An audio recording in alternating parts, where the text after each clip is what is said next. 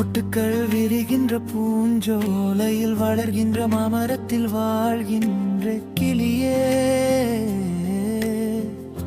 என்னவளிடத்தில் பெண்ணே,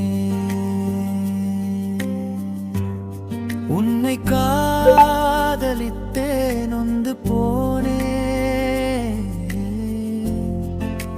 மெலிந்து போனே. இதனால் எனது உயிர் உலகில் தரித்து நிற்காது என்றார். உன்னிடம் அடைக்கலம் என்றாம் பெண்ணே,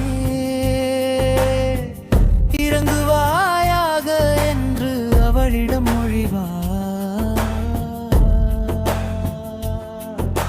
பசுங்கிளியே, இந்த பெண்ணிடம் என் மீது நெருக்கம் காட்டும்படி கூறுவாயாக.